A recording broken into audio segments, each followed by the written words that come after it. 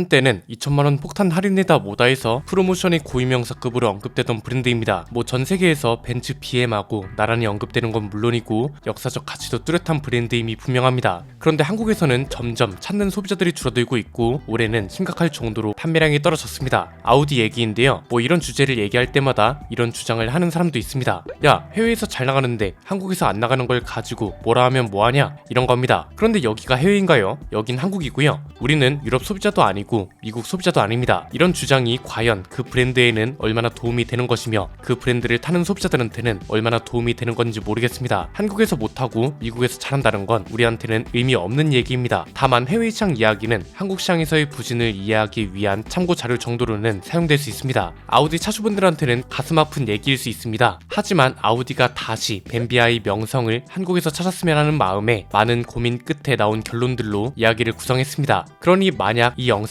아우디 코리아 관계자나 차주분들이 보신다면 너그럽게 헤아려 주시길 바랍니다.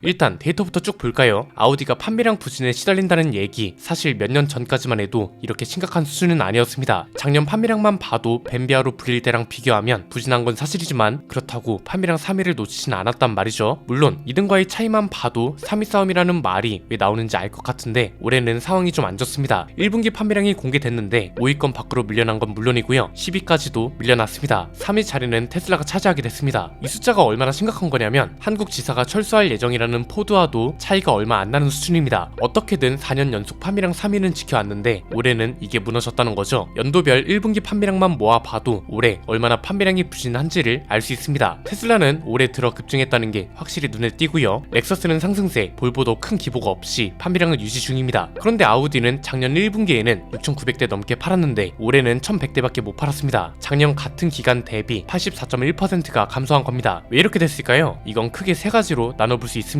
첫 번째는 시대적 배경, 더 정확하게 말하면 사건이 원인이라는 거시적 관점입니다. DJ 게이트 이후로 회복을 못하고 있다는 게 우선 크다는 건데요. 토요타와는 조금 다릅니다. 토요타만큼 압도적인 1위를 하고 있으면 웬만큼 큰 사건이 아니고서야 회사가 문을 닫지 않고서야 판매량이 확 꺾이고 그걸 회복하지 못하는 일은 거의 드뭅니다. 이걸 굉장히 잘 보여주는 사건이 두 가지입니다. 14년 전쯤 있었던 페달 게이트 사태, 그리고 최근에 있었던 데이터 조작 사태입니다. 페달 게이트 사태 때는 토요타 사장이 눈물을 흘리고 FBI가 수사를 하고 미국에서 청문회까지 진행했을 정도로 파문이 컸습니다. 그러나 이걸 극복하고 작년 전세계 판매량 1위를 기록했고요. 최근에 있었던 데이터 조작 사태는 판매량이 거의 영향을 못 미쳤습니다. 폭스바겐도 그룹 차원으로 보면 토요타랑 비슷하게 타격이 미미했다고 볼 수 있죠. 얘네도 DJ 게이트 이후로 판매량 회복을 해서 전세계 2위를 기록하고 있으니까요. 그런데 아우디는 달랐던 겁니다. 더 정확하게 말하면 한국에서의 회복이 어려웠던 거죠. 이게 바로 다음 이야기랑 연결됩니다. 두 번째는 브랜드 차원의 부진, 이건 이제 미시적 관점이라 볼 수 있는데요. 한국에서 잘 팔리는 수입차는 너무 명확합니다. 모델별로 본다면 벤츠랑 BM 모두 세단이 강세고요. 차종별로 본다면 SUV도 잘 나가고 있습니다. 그런데 아우디는 한국에 출시하는 신차가 거의 없었습니다. 작년 기준 아우디 전체 판매량이 44% 이상을 기록한 게 A6였습니다. 즉 5시리즈나 E클래스처럼 아우디도 A6가 강세란 건데 지난 2019년 풀체인지 이후로 5년 가까이 신모델이 안 나오고 있습니다. 벤츠는 올해 1월에 E클래스를 풀체인지했죠. BM은 작년 11월에 5시리즈를 풀체인지했고 한국에서 최초로 출시했습니다. 아우디랑은 대비되는 거죠. 만약 A6가 풀체인지를 제때하고 5시리즈 E클래스랑 3강 구도를 견고하게 가져갔다면 브랜드 전체 판매량은 지금보다 훨씬 좋았을 겁니다. 일종의 반사 이익인데 A6 하나가 대박이 나요. 그럼 소비자들은 아우디의 다른 차종을 찾아보고 접근하는 소비자들도 늘어나기 때문에 브랜드 전체 판매량이 늘어나는 건 당연한 거고요. 이렇게 브랜드 판매량이 상위권으로 올라가면 긍정적인 효과가 순환되기도 합니다. 아우디가 잘 팔린다는 건 그만큼 도로에서 아우디 신차가 많이 보인다는 거고 이건 이제 홍보 마케팅을 넘어선 입소문 마케팅이 되는 겁니다. 입소문 마케팅만큼 견고하게 클 수 있는 게 없거든요. 일정 궤도 이상으로 들어가는 게 그래서 중요하다는 거죠. 물론 신차 계획이 아예 없는 건 아닙니다. 아우디 코리아도 부진한 성적에서 탈출하려고 한국 법인 대표도 바꾸고 하반기에는 Q8 e-tron도 출시할 거라고 합니다. 그런데 이것도 전망이 그리 좋지 못한 이유가 수입차 브랜드 중에선 전기차로 대박 난 곳이 어디 있나요? 테슬라 말고는 없죠. 한국에서 대박 나기 위해서 필요한 건 A6 풀체인지 시체인지인데 이게 없으면 전망은 하나마나한 거죠. 세 번째는 한국 시장과 소비자가 변했다는 것도 큽니다. 원래 프로모션의 대명사는 아우디였습니다. 그런데 정작 지금은 아우디의 할인이 부정적으로 작용한다고 전문가들은 얘기합니다. 이유는 간단합니다. 벤츠랑 BM은 할인을 하면 잘 팔리는데도 한국에서 더 잘 나가려고 할인을 해주는구나, 고마운데, 이렇게 생각을 합니다. 그런데 아우디나 포드가 할인을 하면 야, 안 팔려서 그러는 거 아니야? 사람들이 안 사는 데에는 다 이유가 있는 거겠지, 이렇게 본다는 거죠. 이미 시장에서 잘 나가는 브랜드들은 경쟁력이 견고해졌습니다. 최근에 G90 신형을 타봤는데 솔직히 좀 놀랐습니다. 이 정도로 좋아졌을 수 있나? 한국 소비자들이 많이 사는 이유가 있구나, 이런 생각이 들었거든요. 벤츠랑 BM은 말할 것도 없죠. 여기는 서로 1등을 하려고 다투고 있습니다. 한국 소비자들 입장에선 뿌듯하면서 고마운 일이란 거죠. 제네시스도 결국 판매량 상위를 차지하는 건 5시리즈나 E클래스처럼 G80입니다. 즉 아우디가 한국에서 정말 잘 나가고 싶다면 출시해야 할 차도 명확하다는 건데, 이걸 안 한다는 건 한국에서 굳이 투자를 늘릴 이유가 없다는 걸 증명해 주는 것이기도 합니다. 소비자들은 이런 이유들 때문에 굳이 아우디를 사지 않아도 되는 거고, 한국에서의 브랜드 가치가 점점 떨어지는 거죠. 한국에서 아우디를 사야 하는 이유가 점점 사라지고 있다는 겁니다. 그럼 한국 소비자들이 사지 않는 이유도 알겠고 브랜드가 부진한 이유도 오케이, 알았다 이겁니다. 그러면 판매량을 끌어올리기 위해서 신차 도입을 더 적극적으로 할 법도 한데 요즘은 딱히 그런 게 안 보인다는 거죠. 이때 봐야 하는 게 글로벌 시장 판매량입니다. 글로벌 시장에서 한국 시장이 얼마나 큰 비중을 차지하고 있는지를 보면 그 이유를 알 수 있습니다. 아우디의 국가별 판매량을 보면 한국만 마이너스 성장세입니다. 쉽게 말해서 한국 시장이 순위에서 밀려난다는 건 아우디 입장에선 중요한 시장 순위에서 밀려났다는 거죠. 이렇게 되면 신차 출시에서도 밀려나고 신차를 개발할 때 고려해야 하는 국가에서도 멀어지는 겁니다. 수입차 브랜드 관계자한테 이 순위가 얼마나 중요한지 물어보니 이런 말을 했습니다. 실제로 브랜드 본사에서도 다음 신차 개발 내지는 다음 연식 변경이나 페이스리프트 모델을 출시할 때 그 시장의 니즈를 얼마나 반영해야 하는지를 나타내는 지표로 통한다고 합니다. 예컨대 유럽 소비자들이 원하는 건 어라운드 뷰, 중국과 홍콩 소비자들이 원하는 건 파노라마 선루프, 우리나라 소비자들이 원하는 건 통풍 시트예요. 그런데 아우디는 예산을 비롯한 여러가지 이유로 연식 변경 모델에 추가할 수 있는 옵션이 두 가지 뿐이래요. 그럼 어라운드 뷰 모니터랑 파노라마 선루프가 들어가고 통풍 시트는 안 들어가는 거죠. 그러면 시장 순위가 낮은 시장에선 그 브랜드는 전혀 가망이 없는 거냐? 물론 그렇진 않습니다. 대신 여기에는 조건이 있습니다. 브랜드의 회복 의지, 그리고 그 브랜드가 판단한 시장 가치입니다. 예컨대 아우디 본사에서 한국 시장을 신경 쓰는 게 좋지 않을까? 이런 판단을 내려요. 그러면 담당 직원들이 한국 시장의 현황, 전망, 투자 가치 이런 걸 분석하겠죠. 그 결과 한국에서는 성공할 가능성도 높고 앞으로의 전망도 좋다고 나와요. 그럼 판매량이 부진한 상태라 해도 한국 시장에서 판매량을 끌어올리기 위해서 다음 신차는 한국 소비자들이 좋아하는 사양들을 대거 추가해버리는 겁니다. 만약 결과가 반대로 나왔다면 한국 소비자들의 니즈를 고려할 필요가 없겠죠. 일단 지금까지 나온 계획으로 봐선 아우디가 한국을 그렇게 중요한 시장으로 보고 있는 것 같진 않습니다. 당장 하반기에 출시 예정인 신차가 Q8 e-tron이라면서요. 독일 브랜드 중에서 전기차로 성공한 브랜드는 한국에서 없습니다. 테슬라하고 차이가 좀 있는데 테슬라는 전기차 브랜드에서 1등이라는 점도 크게 작용하고요. 저렴한 모델을 중심으로 판매량을 늘리고 있다는 것도 중요합니다. 아직까지 소비자들은 비싼 돈을 내고 전기차를 사서 굳이 불편함을 감수할 필요는 없다고 생각하니까요. 프리미엄 브랜드에선 이런 생각이 당연히 더 크겠죠. 그렇기 때문에 BM이나 벤츠도 전기차 판매량이 부진한 거고 이미 소비자들 사이에서 관심이 적은 차를 신차로 내놓는다는 거라서 이건 재도약 가능성이 극히 낮다고 볼 수밖에 없는 거죠. 모델 Y의 가격으로 나온다면 모를까? Q8은 플래그십 모델이라 그럴 가능성도 당연히 적고요. 보조금 100% 기준도 충족하지 못하기 때문에 비인기 전기차라 해도 저렴한 가격으로 대박날 수 있다, 이렇게 보긴 어렵다는 겁니다. 사실 이게 좀 안타까운 일이긴 합니다. DJ 게이트 이후로 한국에서도 회복을 잘했으면 지금과는 다른 아우디가 됐을 수도 있습니다. 그런데 이미 앞에서 국가별 판매량을 봤지만 거의 유일하게 한국에서만 마이너스 성장세입니다. 이렇게 되면 아우디 입장에서도 굳이 한국 시장에 투자할 이유가 당장은 없는 거라서 한국에서만큼은 벤비아 명성을 되찾기가 어렵지 않을까 싶네요.